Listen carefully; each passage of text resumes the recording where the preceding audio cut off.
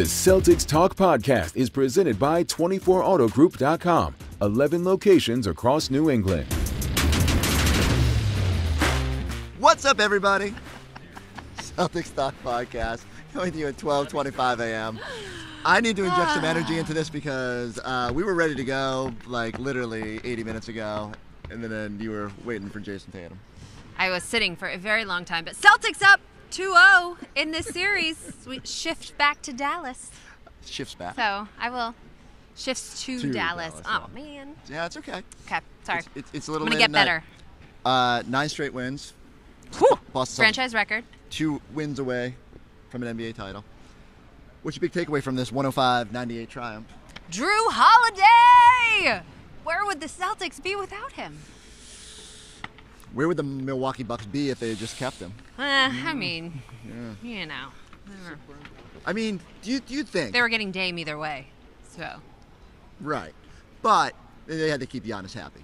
It's a weird place to start a podcast about the NBA Finals. But I just... You brought up Milwaukee. It does because... I bring up Milwaukee often. But it is unique that...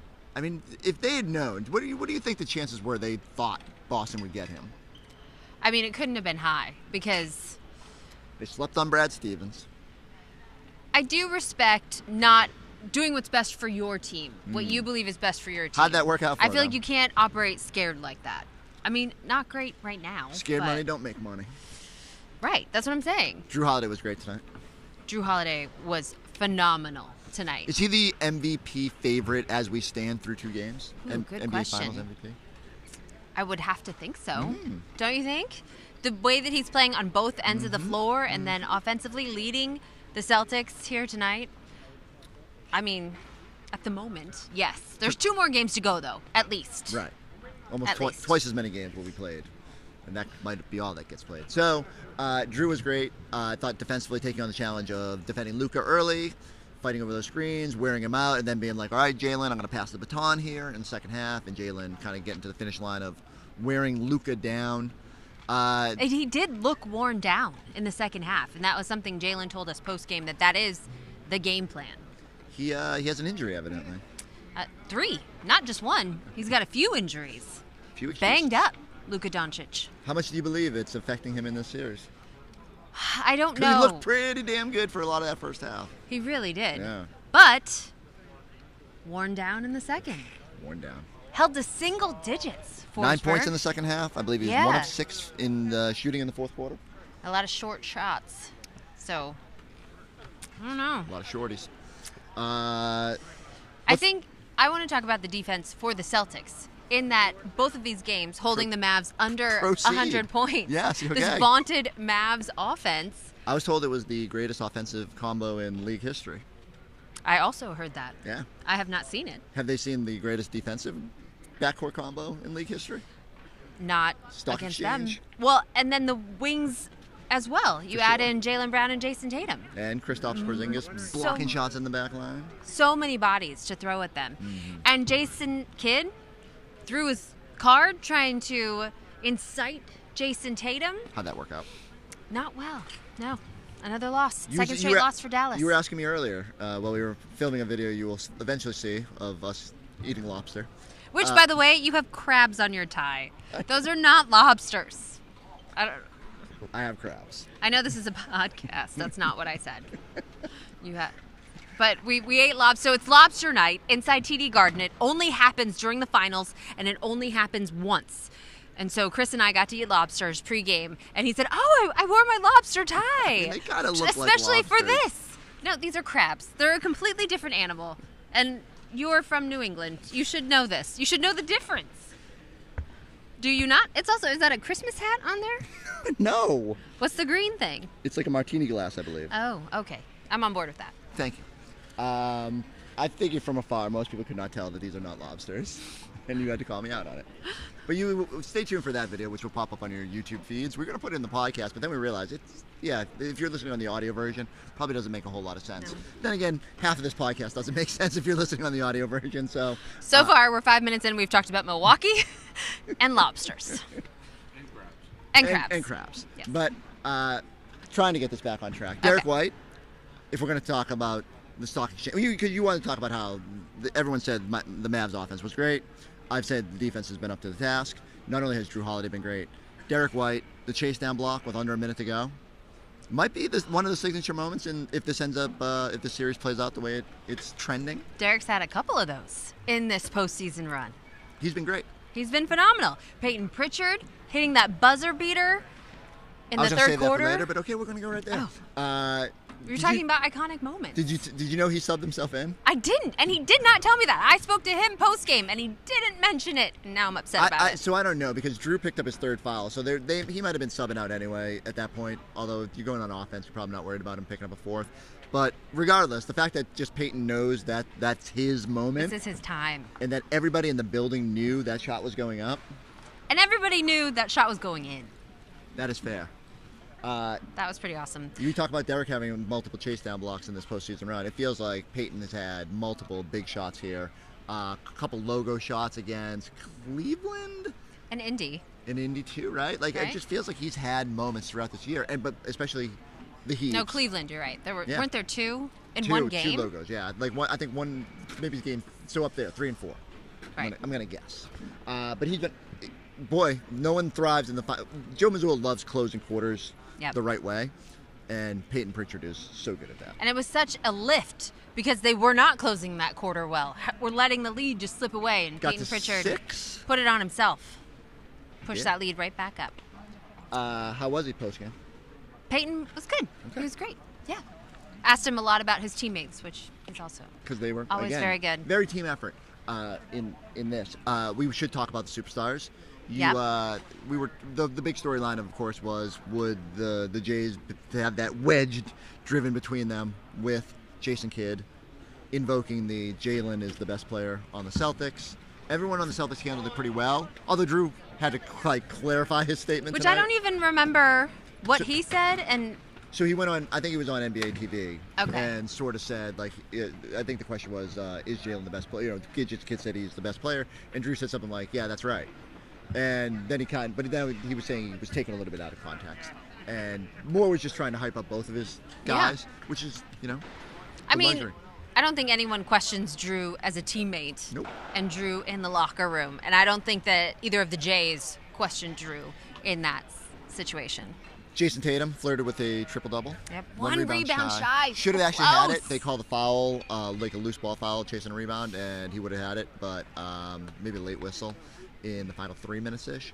But I thought his playmaking was otherworldly tonight. After 14 potential assists in Game 1, I'll be interested to see what the number is off of this one.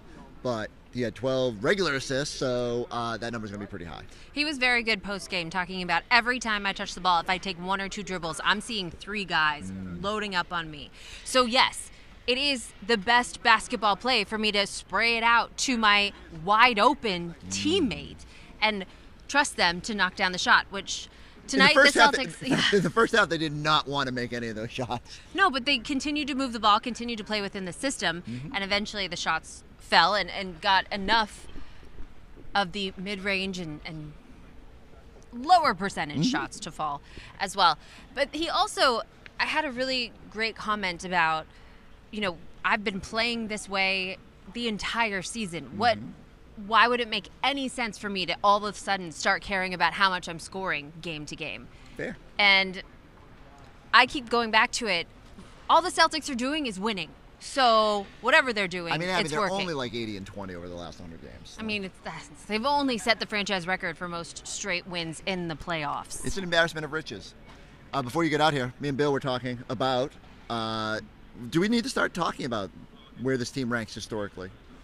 I think that conversation has already begun, hasn't it? I mean, when you consider how many games they won, the historic net rating, the historic offensive rating, the fact that they're still a top defensive team in the league, and just the overwhelming talent that is on this team. You brought it up. Brad Stevens put together a hell of a group. He might be the Finals MVP. Someone suggested that on Twitter, and I laughed. And it's kind of true. Like, Brad putting together this team, this pretty much invincible-looking team, deserves a lot of credit. And I don't care about the path and who they had to play and who was healthy and who was not. Celtics have had to deal with injuries. I've saved this for the last part of the pod because I don't want to quite address it. How you feeling about KP? I feel confident in KP that he will be able to play in Game 2. Joe Mazzulla has a track record of not telling us the full truth. No, I agree. But we talked to Kristaps, and he was asked a lot of questions about that. And he was smiling throughout and said that you would have to basically cut off his leg for him to not play in these NBA Finals. So, I believe he said I'd rather die. Yeah. I'd have to be dead. Okay. Something like that. We did see he was less effective after the aggravation, but it was not a re-aggravation of the calf, by the way. He was very unclear about what is actually hurting him. Someone pressed him on whether it was an ankle, and he was like, yeah, I'm good, which is, very Kristaps-like. Yeah. I do take encouragement that, hey, a couple days off here. Yep. Does have to fly. We'll see what happens on Monday morning. Get him out to Dallas. Hopefully he's feeling good. Fly on the charter plane. He'll have plenty of room to spread out. Hopefully Jaylen Brown will give up his little extra seat there, give him some extra room to lay down, stretch out, feel good. But you mentioned it, like he hasn't been quite himself in the second half. I do think some of that is just stamina-wise. Hasn't played in 40 days. Wind. Trying to get tons of energy to start the game and then kind of fizzles a little bit. The adrenaline too. Right. He's gotten off to great starts. The best moment in both these games has been with 15 minutes before tip-off, they show him emerging from the locker room on the Jumbotron. And WWE style. It's 100%. He even said yesterday, that's the way it feels. And they show him walk, and it's a long walk down the hall, especially because, he has that slow little gait. He has long strides, too. And it still takes him, it feels like it takes 5 minutes for him to get to and then he emerges, and he's just so happy, and there's a second pop, and everyone's, just losing their mind, drinks a little espresso, and off he goes. So, so dramatic. I know. It's really fun. I'm not going to complain if we don't see a Game 5 in this series, but if we get a Game 5 with a chance to close it out here in Boston, and we get that moment of Kristaps walking down the hallway, woo-wee. Yes. So, here is my question to you, Chris. This Celtics team we've seen them be even better on the road in this postseason.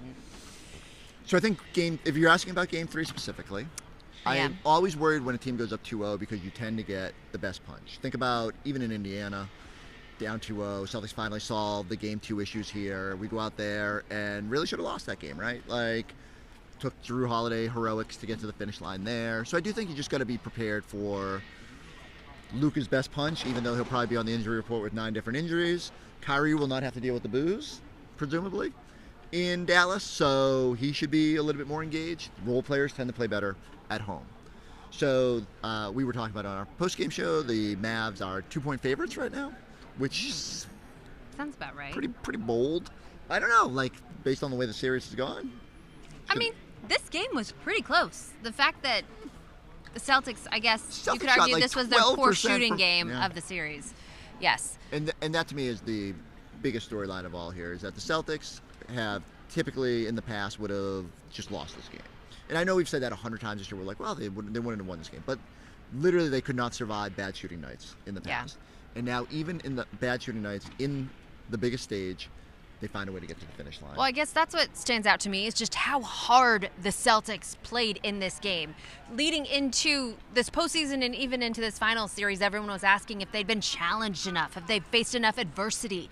And I think what we're seeing here is that I'm not sure any of that matters with how much talent they have. And then with those guys, the championship mentality that they have and just how hard when they turn it on and can lock in, it's just on another level. Is this the most mentally tough group that you have seen in this? Hard to argue otherwise, in this era with the Jays. 100%, right? That's probably the area of greatest growth is not only sacrificing counting stats and being willing to do whatever it takes to just win, regardless of who gets the glory on a night-to-night basis, but just being able to sort of weather bad moments, which this team just, for whatever reason, could not do in years past.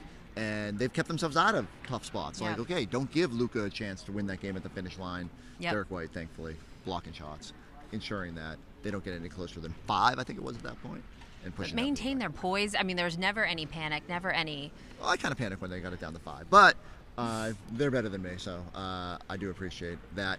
Let's end on this. Wait, I have one more. Go for it. I feel like we just have to acknowledge the development and the playmaking. And while Jayson is taking from both of the Jays, for that matter. I mean, Jaylen Brown talking tonight about how he felt like he could get into the paint anytime he wanted, and then understanding that he doesn't have to, he can be patient once he gets there and make the right decision. How many turnovers does Jaylen have in this series? So... It's not many. No. Tatum was the one who had the issue in game 1. Right. I think Jaylen had 3 tonight, maybe, or maybe that was Tatum. Either way, it has not been a lot. And on a night where Luka had 8, you feel pretty good about the ball security. I think Celtics had only 10 turnovers overall tonight, and that's a great number for them. I do agree. I think both the Jays, their ability to create for others, to understand that they cracked that first line of defense, the bigs are coming over, they're finding the right thing. Guys haven't always knocked down shots, as we saw tonight. But I like the process of how they're operating. Someone had a stat on Twitter. I wish I would start bookmarking these things so I could give people credit. But I'm just going to steal it. Is the Celtics blow by percentage tonight was like 60-something percent. It was the second highest of the postseason. The Mavs had also had a similar game earlier in the playoffs, maybe against, I'll say, Minnesota. I'm just guessing there. But the point is, like, when, to your point, when Jayson and Jaylen wanted to just go to the hoop, get the matchup you want, boom, they're gone. And it created enough ripples to allow the Celtics. And they, again, not even close to their best offensive performance. Which is kind of scary. I know. Well, scary for exciting. Mavs fans. Yes. Oh, yeah. But also just the development will continue. I mean, this is one season. Imagine where they'll be you year are from way now. too far ahead of yourself right now. Sorry.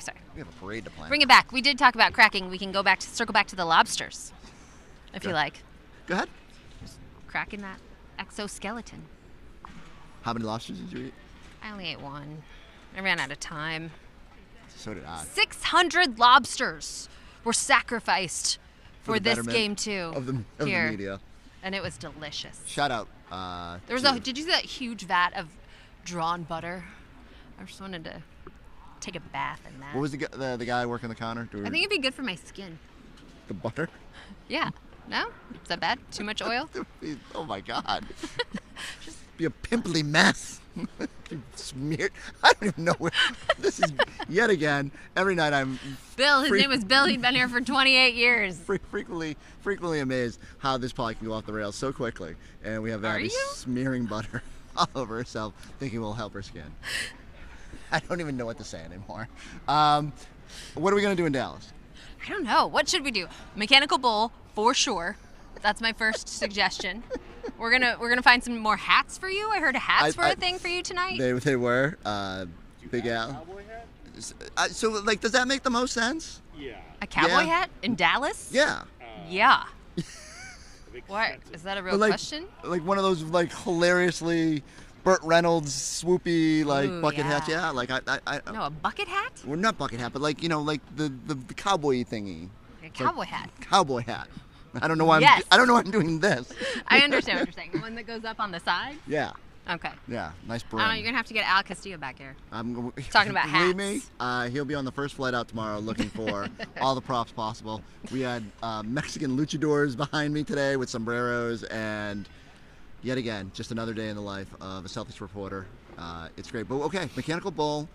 Do we have a list of restaurants yet? Probably gonna need to eat some beef, steak, right? There. No, I do not have a list of restaurants. I was better prepped for Indiana. I'm gonna have to do some research. Do they have breweries? I'm sure they have breweries. Fried chicken? Do they drink beer in Texas? Maybe a little. Is it craft? I mean, craft brewed? I'm sure I can find spots. I have not done any research. I think it's gonna be hot, right? I haven't packed yet. Texas. Oh, Forsberg! If you don't get to be the only one who swears on this podcast. Whoa! What a ridiculous statement. It's 12:44 a.m.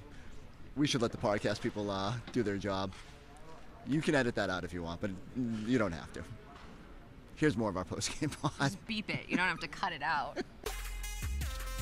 Look no further than the award-winning 24 Auto Group. With over 2,600 vehicles in stock, the brands you love, backed by the savings and service you can count on.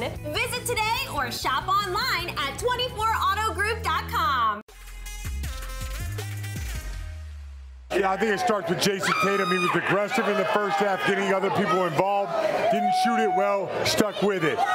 Didn't get to 20 like I thought he would, but he got to 18, and he made big shots. But across the board, Holiday was big, White was big, Brown was big, Porzingis at times, Al Horford, everyone stepped up, but I really liked the way Tatum played in that second half. Yeah, I thought our defense was on point late in the fourth quarter. Like we got the stops that we needed to get, but offensively, it was Jrue Holiday at one point, it was Porzingis at one point, it was Tatum at one point, it was Brown at one point.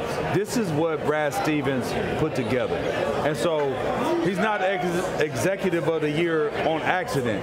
He put together a great balanced basketball team where you look around the league, it's either top heavy or it's dependent on one or two guys. You know what I mean? This team is balanced, and they're balanced in both ways, where they could get you on the offensive end, and defensively, they're balanced as well. Yeah, let's get into that in the third quarter because, you know, Dallas coming right out of the locker room, got a couple quick buckets, but then Celtics really made it difficult for them in the third quarter. You know, that game was close, around 63, and then you saw the Celtics just build it out to 75-63 when Dallas couldn't do anything offensively. Yeah, I mean, I think maybe we raised our level, or maybe we were just consistent, but you knew Luka wasn't going to be able to maintain the level that he played in the first half. And that third quarter, and we're so good, and Eddie's mentioned this all year long, we're just so good off a miss, off a block, off a steal, and that's what we did, off a stop. And we did all those things in the third quarter. The crowd starts to go, the momentum starts to change. Next thing you know, we're hovering at that 10-point, and we kept it there most of the game all the way till the end. You know, the one thing that I would say is that I love the fact that we didn't get a great whistle tonight. And everybody in the building could see it. I know you've seen it. I know you've seen it. I know I've seen it. But we didn't complain. Did you see Jayson Tatum, like in the regular season? Remember, he go complain to the refs. You see Jaylen Brown maybe talk. You see other guys. Not one time I did not see guys. I seen Jayson Tatum get a bad whistle one time, and he looked, he said, and then he pointed over at the ref like, that's the call you gonna make? All right, whatever. I'm moving forward. And to me, that's the maturation. That's the focus. That's the attention to detail that nobody's knocking me out of my square. This is what I'm coming to bring, and I'm bringing it like this. I don't care what anybody else is doing. Let's talk about Jrue Holiday, because what a massive game he had. 26 points, 11 rebounds, Eddie. And we talked about at halftime, the way he was attacking the basket, the points in the paint, going baseline, getting easy buckets, but also the job he did defensively on Kyrie Irving throughout this game. I ain't even going to talk about this game. I'm going to talk about, you say at halftime, I'm going to talk about when I found out that we traded for him. I was on a plane coming out here for media day, and when I heard about it, I screamed out. I was like, yeah! Everybody looked at me like something was wrong with me. I was like, oh, we just traded for Jrue Holiday. And in my mind, I was like, we have a great chance to win a championship if he brings exactly what he normally brings to any team. So I'm not surprised on what he does. All season long, he has been shortchanged right on the offensive end. No question. Right? He'd be like, where is he at? Yeah. We killing him. Yeah. But he played well defensively, you know, all NBA defense. But this is why he's here, for these moments. He was big. I mean, he doesn't take a lot of threes, but when he gets them, they're like timely. Right. But he did a great job today. Great job of playing off Jayson Tatum, cutting to the basket, spotting up. Like, he was always in the right location. He played that low dunker, pretty tough. You see it right there. There's another cut to the basket. We can go on his defense, which was sensational as well. So I thought Holiday this whole game, and Eddie's right. Like, you make a trade for him, if he's worth 1 or 2 wins in the finals just from his defense and what we saw today, that's a lockup for us to win a championship. Was there a three bigger than the one he hit on the left wing? No. That was the one, right? Exactly. That was a nighty night. Okay. Meanwhile, Scal, you brought up Jayson Tatum right off the top of the show as well. Was 1 rebound shy of a triple-double. 18 points, 12 assists, 9 rebounds. What did you like about his game? He didn't force the issue when they were trying to take him away. If you watch in the first half when he's getting his assist, every time he drives, they're meeting him. He just made the right play. Second half, that defense lightens up, and then he took over. He had 13, is that right? 13 in the second half. And he didn't shoot the ball well. Tatum still has not had one of those nights where he's had an explosion night where he plays great offensively, scoring the ball. So that we know that's coming. So we can get a win like this. Don't shoot the ball well for 3 3 quarters. Tatum 6 for 22. Did a great job of moving the ball, and we're in a good position moving forward in this series. You know what the scary thing about that? If Luka doesn't have a good game, they get blown out. Yep. If Kyrie doesn't have a solid game, they get blown out. We can have our stars not play particularly well, not shoot the ball. I'm not going to say play, because Jayson Tatum, let me say this. He played well. He played a hell of a game tonight. I mean, his floor game, he had 12 assists and only had 3 turnovers. That's not a point guard. That's a guy that's known as a scorer that has those things. When you have that luxury of having your best scorer or one of your best scorers have 12 assists and only 3 turnovers and have the ball in his hands, make the right decision, it's such a big luxury and huge luxury for this team to have, almost having a triple-double. I think he had a great, complete game. Did he score? But I did need him to get some money. Remember I was saying that at halftime. Yeah. 5 points wasn't going to get it. Yeah, I mean, Dallas was eventually going to stop putting the guy there if he was picking you apart, but he was more aggressive in the second half. Yeah, he was, for sure. By the way, Kristaps Porzingis, obviously another solid game, did leave late in that game, about midway through the 4th quarter. And as soon as we hear anything on that, we'll give you all the information on it. But waiting to hear what Joe Mazzulla has to say and if we hear from Kristaps Porzingis. But again, had 12 points in 23 minutes in his second game back, but did look hobbled towards the end. But right now, we're going to set it down on the floor. We got Abby Chin standing by with Payton Pritchard. Payton, I want to start with the buzzer beater. I know you've hit a lot of those, but what did it feel like to hit that in the finals? I was just ready for that moment. Joe put me in with 3 seconds left, so, I like those moments. I live for them, so I took full advantage. Another stellar defensive performance for you guys. Held Dallas under 100 points. Luka to single digits in the second half. How did you guys do that? We just kept fighting all game, making things tough, trying to wear on them, and we pulled it out at the end, so it was a good win. As a fellow point guard, what do you think of the game that Jayson Tatum played tonight? Oh, that's unbelievable. That's a true winner right there. So had 12 assists. That's what we needed. How underrated is Jrue Holiday and what he means to this team? Oh, he's not underrated. He's big time. I mean, he's a champion, and he came to play today. What do you guys need to take on the road as you shift to Dallas? It's going to take 48 minutes. We got to come out and fight and try to pull this next one out. Payton, thank you. Congrats. How much more equipped does Jayson look to kind of handle some of the shooting struggles he's having to start the series than 2 years ago, against Golden State here with the passing and everything else he's doing? And how important was it having Jrue in that dunker spot for him to have a little bit of an outlet there in that first half? Yeah, before that, I think the play of the game can't go unnoticed. The humility of our team is Payton's shot at the end of the quarter, and you see guys around the league pass up on that shot or fake like they want to take it, and so that their numbers don't get messed up. And he takes pride in taking that, and that's winning basketball. So that's the first and foremost. That should have been the first question: is the ability of our everybody on our team to do different things that lead to winning. So. I'm really tired of hearing about one guy or this guy or that guy and everybody trying to make it out to be anything other than Celtic basketball. And everybody that stepped on that court tonight made winning plays on both ends of the floor. That's the most important thing. And then to answer your question, Jayson makes greatness look easy. He does it in a lot of different ways. He does it on defense. He does it on rebounding. He does it on passing. Does it on screening. He's a tremendous player. Hard to coach him, and he has the ability to affect the game in different ways. We're a different team, but it takes everybody to do it. That should answer everyone's question.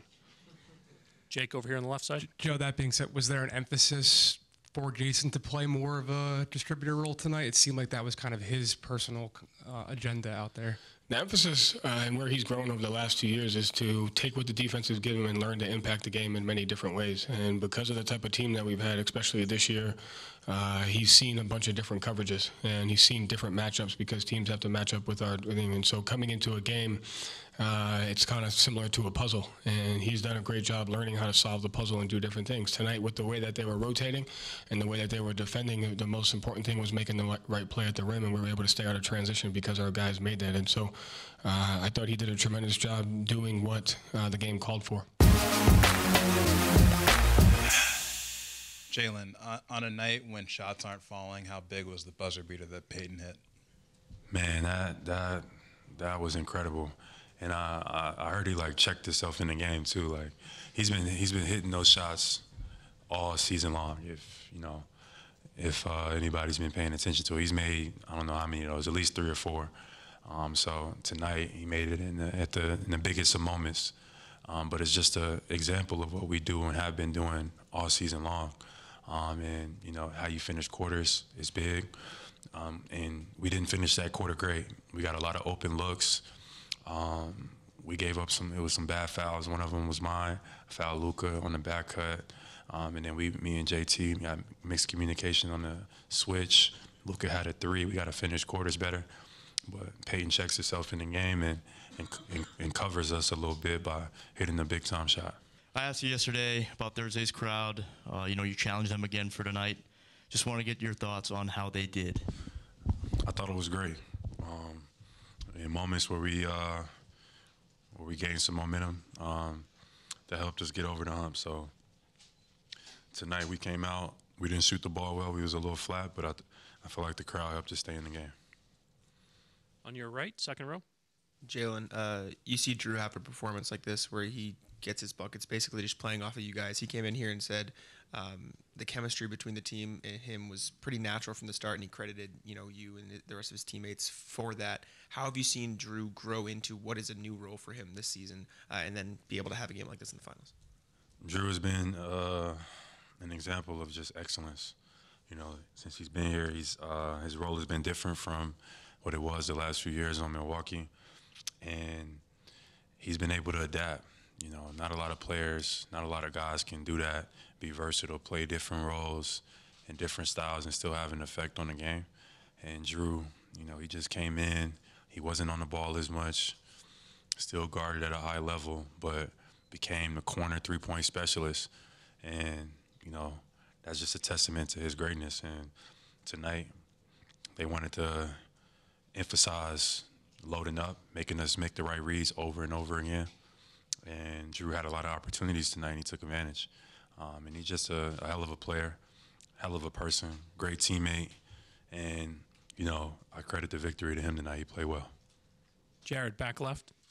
Jared Weiss, The Athletic. Yesterday, Jason Kidd had the comments about you being the best player on the team. Seemed like everybody was kind of like, we're not taking the bait on you, trying to split us up and drive a wedge. And then today, you and Jayson combined for almost more assists than their entire team had. So how do you guys, like, block out the outside noise? We talked about this so many times, but it seems like you're showing on the court that you're committed to that. And how has playmaking kind of become a tool for you to really show your greatness? Yeah, we got a lot of weapons on our team, so we just got to trust what we've been doing all season long, trust our game plan. And we didn't hit shots tonight. I thought we had a bunch of great looks. If you go back and look in the first half, Sam had a bunch of great looks. D. White had some looks that didn't go down, but we didn't panic. We kept guarding. We stayed in the game, and we kept trusting it. And we made enough tonight to win the game. But, you know, we expect to shoot the ball better going forward when we get on the road. Jaylen, before Jrue said anything to us post-game tonight, he wanted to address us and basically say that a comment that he made the other day he felt like was taken out of context, and he would never rank his teammates, and he supports both you and Jayson Tatum as superstars.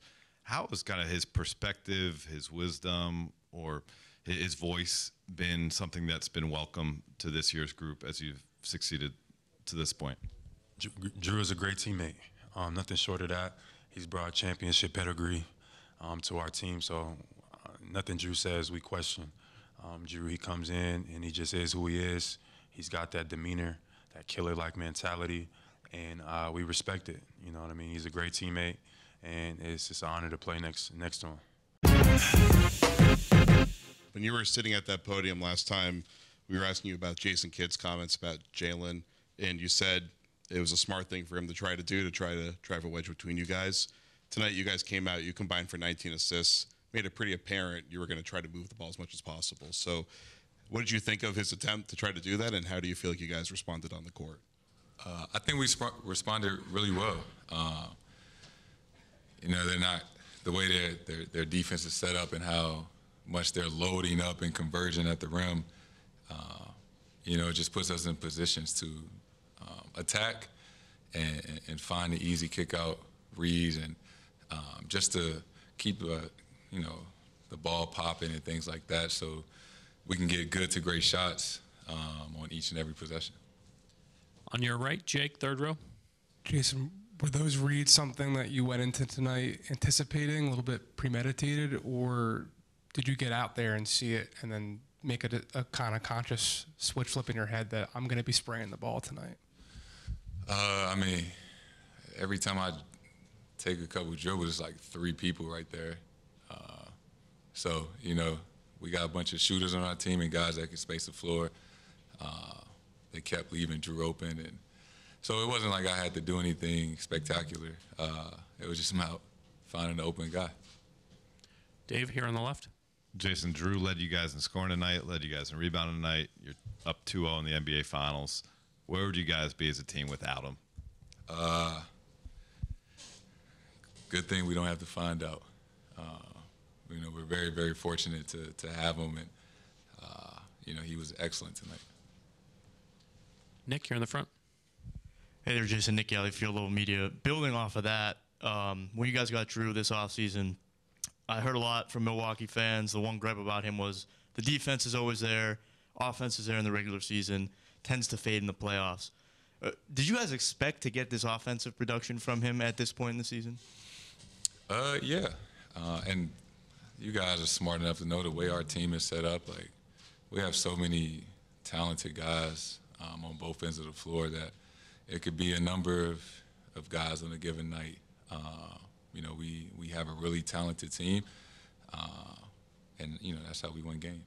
Jayson, what's the journey been like to get to this point here for you as a playmaker, right? Like a couple years ago, Ime kind of challenged you to be more of a playmaker. You accepted that. You have grown into a person now that's in the NBA Finals, and spotlight's on you. You could very easily try to score on a matchup that you can score against, but you're doing more and more of the playmaking. How have you grown as a player to get to a point on this stage that you're still willing to make what is known as the right play? It has a lot to do with that. You know, I've been here before and we didn't win. And it's just like, you know, we're so close to what we're trying to accomplish. Why would I let my ego or feel my need to score all the points get in the way of that? You know, there are going to be times where, you know, I need to score, and obviously I need to shoot better. Golly. But, you know, really, we always talk about do whatever it takes for however long it takes. And if I need to have 16 potential assists every single night, and that's what puts us in the best position to win, and it doesn't mean I'm the leading scorer, by all means, and, you know, if that gives us the best chance to win, sign me up. I'm feeling good. Yeah, I don't think it's anything serious, but we'll look at it tomorrow and go from there. But all good. I'll be good. Were you nervous when it happened? Were you a little scared? No, I kept playing. You know, some bumps and bruises happened throughout the game, but I'll be good. What did happen? Was it your ankle or was it the Yeah, calf yeah, no, something. I don't even know what it is, to be honest. But yeah, I'll be good. Kristaps, you played 20 minutes in Game 1, 24 tonight. How are you feeling in general getting back into the swing of things? Yeah, again, like today I felt better, a little bit better conditioning. Yeah, it's obviously, as I said before, you know, even though I had a really good, you know, comeback game, it's tough to jump into the rhythm like that and have the conditioning, and have the rhythm, and have all those things. But I think I did a decent job tonight again, and helped the team win, and that's it. We move forward. Kristaps, do you feel like it was related to the previous injury, or was it something new? And what were you feeling out there? Well, I don't know. I don't think so. I mean, I feel good. Obviously, something happened a little bit, but I have a couple days again, and believe me, we'll do everything we can to be back and moving well. How difficult was it to keep playing through it? Not difficult at all. I'll die out there, you know, if we need. So I just kept going, but obviously I was a little bit limited. So smart thing was to get Al back in there and finish and close out the game.